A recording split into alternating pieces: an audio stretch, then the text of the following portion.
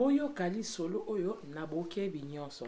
Ndeko na biso ya mobali aza na besoin ya ba conseil. A contacter ngai mama Afrique Riche bo pesa ngai conseil. Azalaka na Congo, alongwa Congo esali 12 ans. Atamboli na bangola ti akoma na poto tango na nyonso tout esali 12 ans. Mais tant azalaka na Congo, azalaka na petite fille mo we andai ko sepela na ye makasi abandai ko linga ye. Mais bazalaka mwasi na mobali te po mwana wana azalaka mwana muke azalaka na ndako andai ko bima te. Mais tant na biso wana akandai ko sepela na mwana mwasi wana. Lelo esali 12 ans banda ake poto bazongeli kosola na fi wana bakoma kosola malamu. Akomi komi tuna. Akoma pe kotindela fi wana mo ba 10 francs ba 20 francs po azaki mutandai ko linge mingi. Aningisko abala akomi kotuna.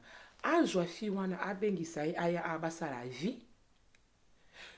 To apese quelque chose abanda kosala commerce à s'en sortir pour fiona azana mwa ba difficulté azako banga kolongola mwasi na Congo ko memayi awa pour na masolo oto betaka na masolo o batu bakoma lobaka obengisi mwasi na poto mwasi abalukeli ozambaka sa luka mwasi na yo na poto yanga zotuna esa kosala choix malamu ko benga mwana mwasi wana 12 ans passé pe ayebi ninga tambola kité est-ce que fi wana eke simba na yeto eke simba na été aza vraiment na ba question ebele et puis fi wana epa na ye na minute azobima kaka mwana malamu azomona ba défaut na été azoloba ke mwana mwasi wana azosala hypocrisie to ndenge nini ayebi asala nini apengisa fi wana na Congo aya na ye na France est-ce que simba to atika ye apese quelque chose asala commerce na ye po mwana mwasi wana azala ba difficulté azoyeba te asala ndenge nini yango aye kotuna ngai nayebisa bino